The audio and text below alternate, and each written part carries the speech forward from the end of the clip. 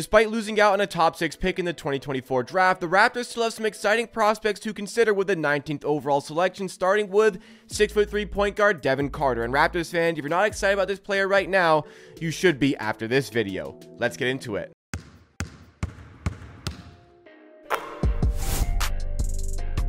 One of the things the Raptors have failed to address over the last few years, and I mean seriously have really failed to address over the last few years, is the backup point guard position, and the 19th overall selection of the 2024 draft provides them with a very good opportunity to finally sort that position out and bring in a player that they can play with confidence in the backup units. Because over the years, it's been Malachi Flynn as the backup point guard, and eventually they moved on from him. And this season, for a lot of the year, like Scotty Barnes was the backup point guard, strangely enough, and sometimes even Bruce Brown was the backup point guard. I mean, Bruce Brown was honestly the starting point guard in some certain situations for the Toronto Raptors this season, but drafting a player like Devin Carter could provide the Raptors with the backup point guard spot being completely filled in, not having to worry about it anymore, because this is an exciting player the Raptors can consider with that 19th overall selection in the 2024 NBA entry draft. So over the course of this video, we're going to talk about his strengths, his weaknesses, his stats in college, and we're going to finish off the video with a NBA player comparable, and this would be a perfect fit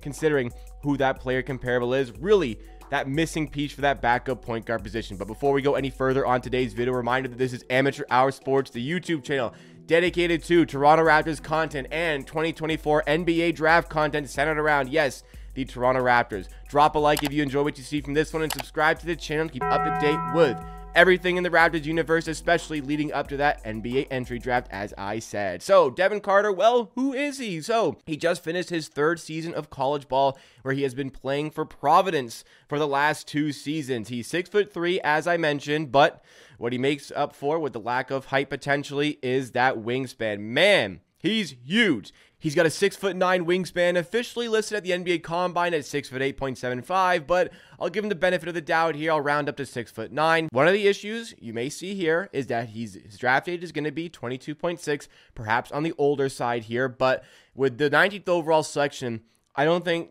the Raptors are really hunting home runs here, hunting just this insane upside here.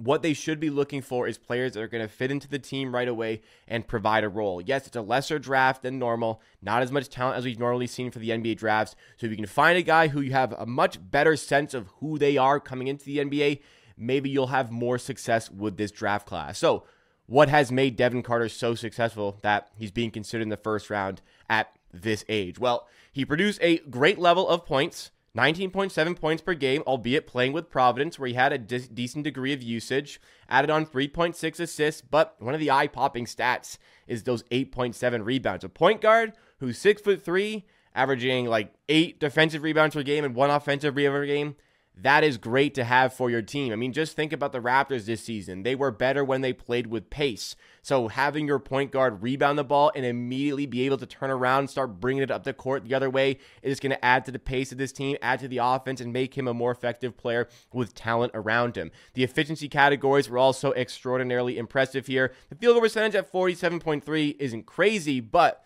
wow, he shot the hell out of the ball this season from 3, 37.7% shooting from 3 on nearly 7 attempts per game. That gives him an effective field goal percentage of 56.4. That's why I use the effective field goal percentage with these graphics here. The field goal percentage can be misleading. It's about the value of these shots that you're taking. So if you're taking 7 threes a game and you're making a very good clip of them, it'll reflect in your effective field goal percentage, and rightfully so for the efficiency from Devin Carter. But alongside being somebody who showcases well statistically, I didn't highlight his steals and blocks numbers. Neither of them are really eye-popping figures, but what has given Devin Carter his name prior to this outburst from 3 this season is his defense. He's absolutely a defense-first sort of prospect who has built a 3-point game in the most recent season. That's what got him into 1st-round considerations. But what he brings defensively, he's tenacious. He's gritty. He moves through screens very well. He has great screen navigation. He has great lateral quickness, great foot speed, moves really well, whether he's off ball, and he is super pesky on ball as well. With those long arms, he can take away passing lanes. He can get the ball away from you, just strip it away from you, get those steals, get out in transition once again. There are so many different tools he has as a defender to be able to play as, the primary point of attack defender, but with the length, has the ability as well to slide up and play a little bit of defense in the shooting guard position as well. And for a team that already has a player like Emmanuel Quickley and then a ton of other size around it, this could be a welcome sight to see for the Raptors to have in their backup point guard position. He's a great rebounder, as we saw, gets in the right spots, uses his length again to his advantage there. I mean, statistically, I don't really need to harp on this too much because he averaged 8.7 a game. Super impressive there. But we saw with the shooting is there, and it's on a high volume. And there are different ways he can hit these three-point shots. He can hit some pull-up jumpers, hits a little bit off of movement,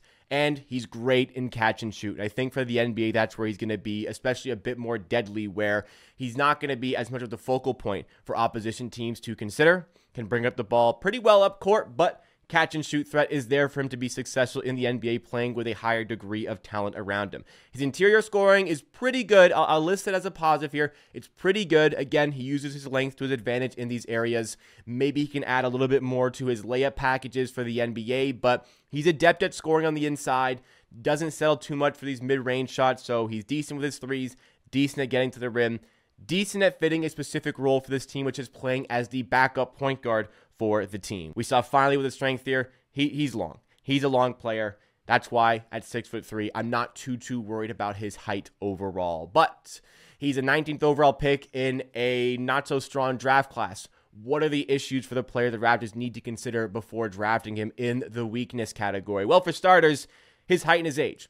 He's going to be 22.6 at the time of the NBA draft. He's 6'3".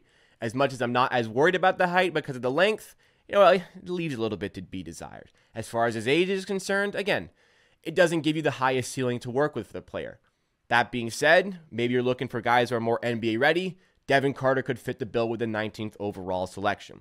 One area that we need to talk about as well is the shooting. Like I said earlier, what has taken him from maybe second round undrafted considerations is the fact that he has grown so much as a shooter so sharply in his third season of college basketball.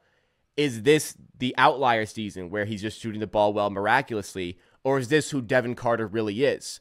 We don't know. Perhaps his workouts, perhaps the draft combine will showcase more of the shooting and showcase a little bit more information as to if the shooting is real for the player, but there are going to be some question marks about if he can maintain that level of consistency or thereabouts in the NBA.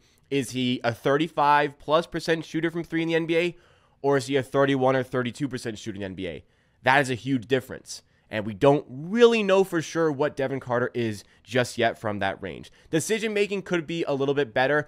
Doesn't scream pure point guard the way he plays. We saw with the assist numbers are not ultra high, and as far as, how he gets the passes off, he's not the purest of playmakers here. His passes aren't unlocking opposition defenses. He's not finding that tight seam to get the ball, and a lot of them are more simple passes, which, he can do effectively, but it's just a creativity associated with his playmaking that isn't as sharp as maybe you would like it to be for a point guard, which is why I have at the bottom here for weaknesses.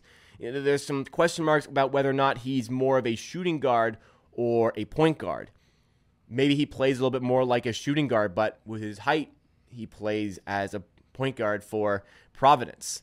These are the questions that you're going to want to have answered. But with his height, I think he's going to have to figure out how to play as a point guard for the NBA. And with all these great traits associated, if you can work on that playmaking, I think he can be successful in those areas, especially with a team that does have a lot of people who like to handle the ball. So you can take a lot of that ball handling load off of the player as well. As far as his interior scoring, as I said, look, it's pretty good, but can maybe sharpen it up a little bit, maybe find different ways to score around bigs. Not great with runners, not great with floaters, but again, this is not going to be something that he's utilizing too much in the NBA. He is going to be a 3-and-D type of guy. That is what you are looking for with Devin Carter, so you can excuse some of these weaknesses here because you want him to play a specific role for your team, and somebody who plays a specific role to an elite degree in the NBA right now, who I think is very similar to the way Devin Carter plays, is an exciting player comparable that I have for him, which is Derek White. Derek White's 6'4". He's got decent length, not quite to the degree of Devin Carter, but he is just such an elite player because of how good he is defensively, and he's a good shooter. maybe a little bit streaky as we're currently seeing in the NBA playoffs, but I love Derek White. I honestly think that he should have been considered as an all-star in the NBA this season. And I hate the Boston Celtics. So the fact that I'm harping on a player so much and praising a player so much who plays for the Boston Celtics showcases how much I like him as a player.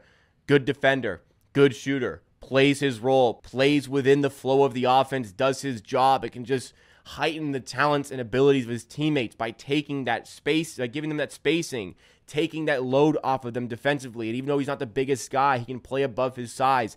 These are the traits that I see parallels with when it comes to Devin Carter in his college basketball that I think would be a very good fit to bring to the Raptors and fill in that missing backup point guard position. I mean, that position, it's been the missing piece for this team seemingly for years now, that backup point guard position. Finally, an opportunity presents itself for the Raptors to find a player here who can fill the role. So, as far as should the Raptors take him, I mean, I've kind of made my case over the course of this video. Don't need to draw on it too much here. I really like Devin Carter, and if he's available at 19th overall, I would struggle to see somebody who's higher on my list of players the Raptors should take in this position. I'm not overly worried about the upside. I'm not super worried about the height.